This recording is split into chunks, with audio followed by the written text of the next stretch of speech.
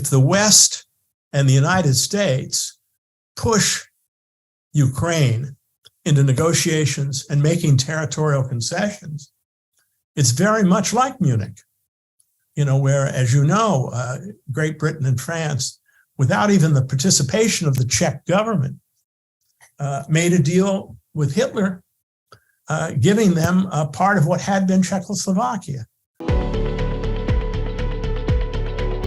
So my guest today is a professor of law at Harvard Law School, the director of the Harvard Negotiation Research Project, and the former chair of the program on negotiation at Harvard Law School for almost 30 years. He's actually a graduate of Harvard College and Harvard Law School, so he must really love it there, I presume. He has taught corporations, government agencies, and law firms all over the world, and he's been involved in resolving landmark commercial disputes, including that between IBM and Fujitsu over operating system software. He's the author of 9 books, including Beyond Winning, Barriers to Conflict Resolution, and Bargaining with the Devil. Dr. Bob Mnookin, thank you very much for joining us. My pleasure. It's nice to be with you. Thank you. So my little personal story, the book Bargaining with the Devil was actually given to me by my publisher, Random House, when I was writing my book Deal over 10 years ago. So they really wanted to make sure I incorporated, and I liked it a lot. And also when I was at UCLA visiting Russell Koropkin, another negotiation scholar, he shared an office with the dean of the UCLA Law School, Dr. Jennifer Mnookin, and I thought, well, that name is not very, very common. And it turns out she was your daughter, or she is your daughter, and actually now chancellor of the University of Wisconsin. So Mnookins, wherever you go, east or west. And Bob, the reason I wanted to talk to you today is because I really think it's a very, very serious time. And I think we're at a tipping point that could end the world as we know it. I really think that. And I also think that your skills and experience could provide a path to a possible solution. And rarely were they more important than they are now. So let me start with a quite blunt question. Bob, what's a devil, and is Putin a devil? Well, for my purposes in my book, I define the devil as someone whom you think might well hurt you or has hurt you in the past, with whom you have a profound conflict, and someone whom you may even think is evil. I don't believe in devils in a religious sense. And in fact, the problem with the concept of a devil is it assumes that someone's behavior is kind of always being driven by evil impulses. I think we all would agree that there are evil acts, and evil acts, in my view, are the imposition without adequate justification of pain and severe consequences on someone else. I think that's an evil act. And I think there are people who engage in evil acts. And I think Putin, for example, has certainly engaged in some evil acts. I think his invasion of the Ukraine is an evil act. And I think in that sense, he could qualify as a devil. I think he's very difficult to trust. He's often been fast and loose with the truth. And of course, my book, Bargaining with the Devil, really poses the question, when should you be prepared to negotiate with the devil, and when should you resist? So yeah, I think it's a very, I like the way you answer the question, because it's not that easy. It's not that, for your answer with that, which I think was very good, because it just wasn't as simple. And I think when you read and watch the media right now, you see the typical traps that you pointed out in your work that makes negotiations so difficult. Demonization of the enemy, moralism, so self-righteousness, moralism, we're good and then there's evil on the other side, and eventually the call for battle, sending a leader with troops to fight, evil and fight for what is good. And, calling those who analyze Putin's mind, Putin apologists. So I think, tell me what you think, because to you as a free spirit and a negotiation scholar, all this must be horrible. Well, I think that, in fact, there's not only a question of whether you should negotiate, but a question of when you should negotiate. But I guess the big theme of my book is I reject the categorical answers. On the one hand, there are those, who, including many in our field of dispute resolution, who say that you should always be prepared to negotiate. After all, you have to make peace with your enemies, and you often will demonize your enemies. And on the other hand, there are those who take quite the opposite view and who claim you should never bargain with the devil because you'll soil your own soul. You will inevitably, if you make a deal, make concessions to a person who probably doesn't deserve it, doesn't deserve the benefits that you're conferring on them. Yeah. And in thinking about this, what initially triggered my impulse that it's much more complicated is when I look back on the 20th century and I thought about, well, who are my two greatest political heroes of the 20th century and why? And they were Nelson Mandela, because after he was in prison for, more than 20 years, much of it in solitary confinement, he chose to secretly initiate discussions with his adversaries who were heading the South African government, even though his party, the ANC, said there would be no negotiations until first all kinds of concessions were made. He secretly did that. And it was a good thing, too. So he was... Yeah, Churchill, he didn't negotiate. The other hero, as you know from the book, was Winston Churchill, who in the spring of 1940, at really Britain's darkest hour, when the fall of France was imminent, Britain was standing alone. The United States had not in any way entered the war and was only giving very slight support to Great Britain. It looked like an opportunity to have Mussolini mediate between the Nazi Germany and Hitler and Great Britain, and Churchill refused to negotiate, even though he knew the Battle of Britain was about to begin, and even though the outcome of that battle was very, very far from certain. So he was my hero because he refused to negotiate. And so I think the task is, how do you make wise decisions about whether to negotiate or not? What about now? Do you smell Munich or Pretoria?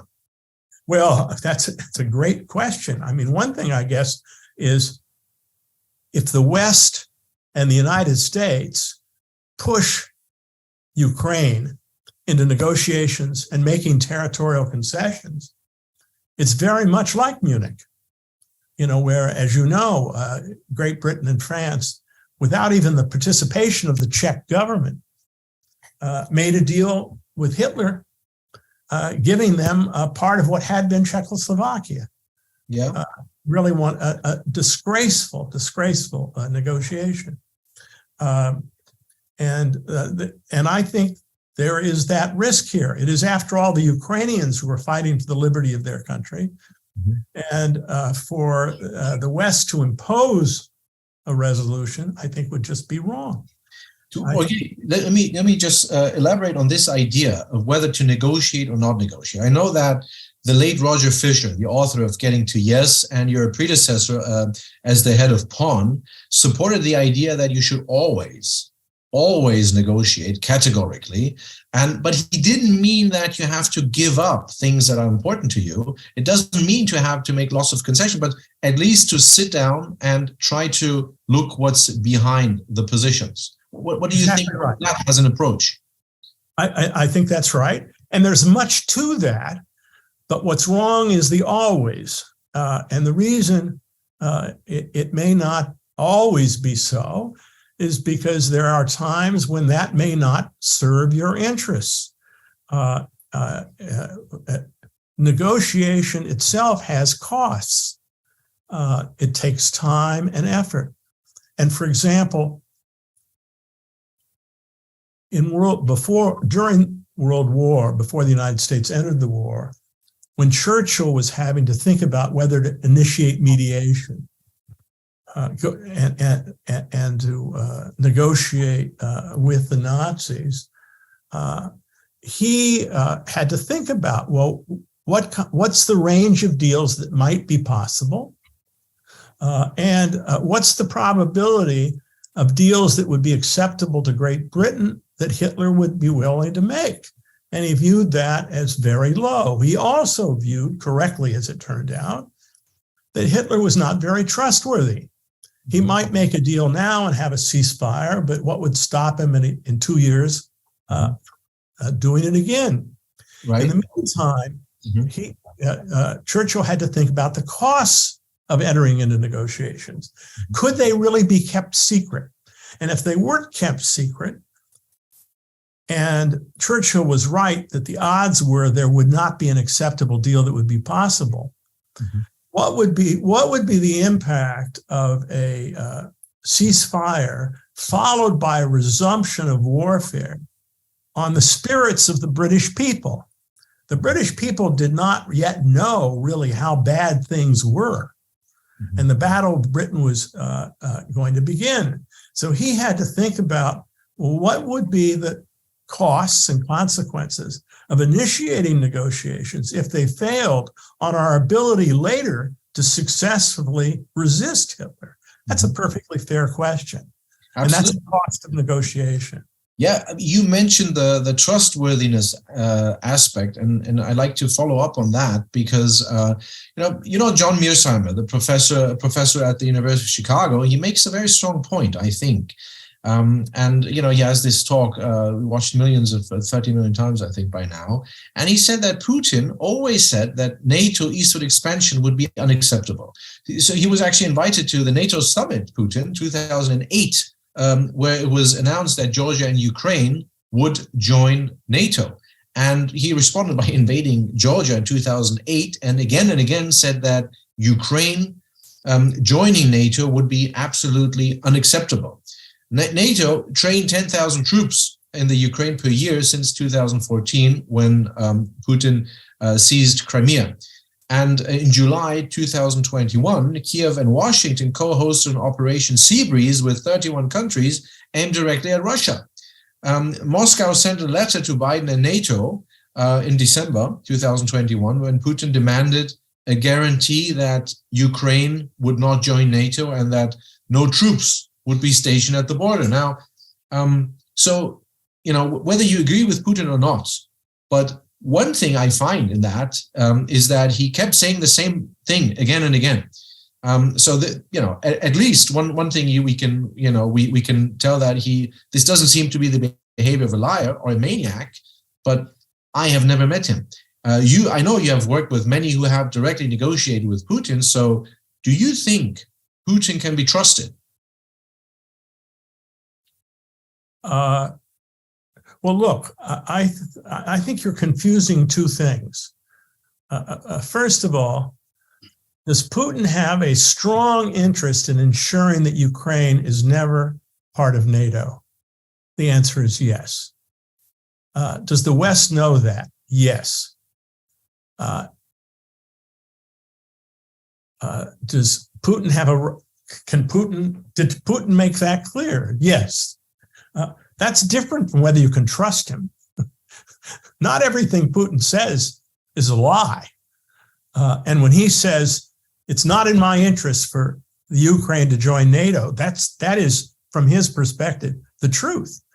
But on the other hand, I think that the Russians, of course, entered into agreements to respect the sovereignty of Ukraine. A. B, they violated it. They violated it before. His invasion in 2000, this last year, is another violation. Can he be trusted to keep his word when he makes an agreement all the time? Not at all. Mm-hmm. May he sometimes keep his word? Yes. Mm-hmm.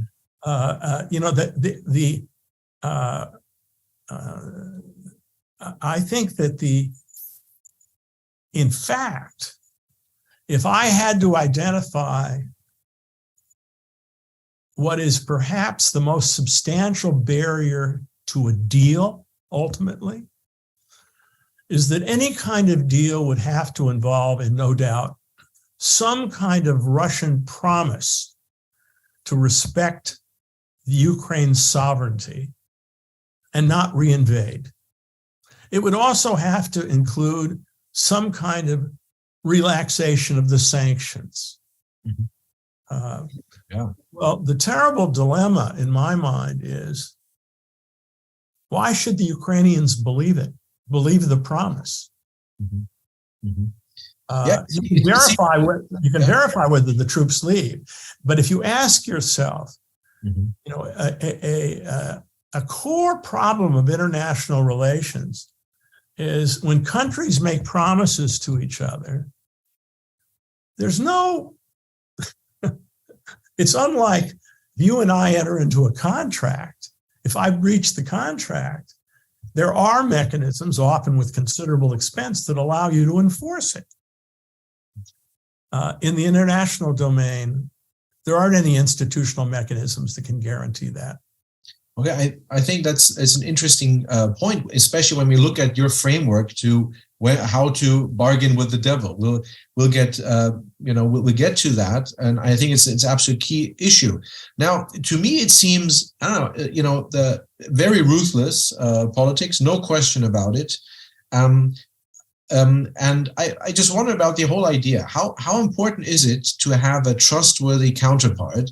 And what if you don't? What should you do if you don't? It's very rare to be able to choose your negotiation partner. And that's not only when, negotiating with Putin, but what do you do if you don't? Should you just not negotiate, or what would you advise? You're exactly right. And, for our negotiation teaching, I have students who all the time say, well, I'm just never going to negotiate with someone I don't trust. And I say, well, in the real world as I know it, that is going to be extremely limiting and won't serve your interests. Here's why. You will often be negotiating with people you don't know. Sometimes you'll be negotiating with people you know. When I'm negotiating with people I know, there are some people I trust so much I trust them with my life. There are other people, though, that I don't trust. And I'm going to worry a lot about enforceability and how I'm going to be able to create incentives to help ensure that they're going to keep their commitment. Mm-hmm. And then what is most often the case is I'm negotiating with people where I really don't know how trustworthy they are. Moreover, my own view of human nature is there are some people who are always trustworthy, and there are other people who are never trustworthy. But I think the great majority of people are probably somewhere in the middle, and they usually try to be trustworthy. But if the incentives get too strong or they're under enough pressure, they might not be trustworthy. Mm-hmm. And I think that you're always having to think about those issues in terms of designing deals and worrying about, what happens if, in fact, they turn out not to be so trustworthy? Mm-hmm.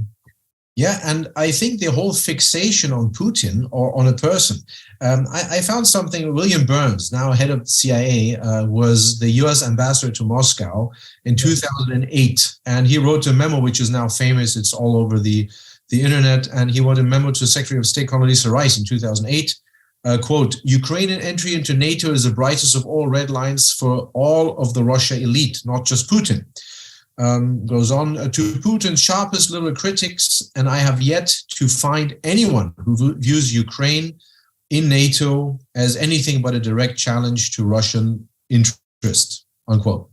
Now, it seems to me that particularly the US has a fixation on leaders. So thinking that if Putin were gone, if there were an assassination and, we just kill him with a drone or whatever, then it will all be over. But, the US typically, they go through lengths to eliminate terrorist leaders with the sole effect that there will be just a new one, like the heads of a hydra. They just keep growing. And so could it be that the fixation on Putin is actually rather pointless? And what implications does this have on a negotiation strategy? Do you think, is that the case, or what do you, I'm just putting the assumption. I don't think it's pointless, because right now he is an authoritarian leader of Russia. And he is the person who has, one believes, a pretty broad discretion as to what kind of deals can be made. So to ignore him is crazy. Not to ignore him, but to have an overall, to look at Russia and not the idea that it's just one maniac. No, it's not. Well, first of all, my view is he's not a maniac. I don't think that's correct. And the thing you point out is there may be many Russian leaders who think it is in their interest to keep Ukraine out of NATO, and that share some of Putin's conception. One second. Was just frozen. Just the last sentence. He's not a maniac. Putin is not a maniac. And moreover, I think you're correct in implying that many Russians, including others who have some leadership responsibilities, may share his belief that having Ukraine in NATO would be a threat to Russia. And it's not just Putin. I think that also is true. But that's not to say, though, that we shouldn't, that in terms of preparing for negotiations, one shouldn't focus on characteristics of Putin himself as well. Mm-hmm.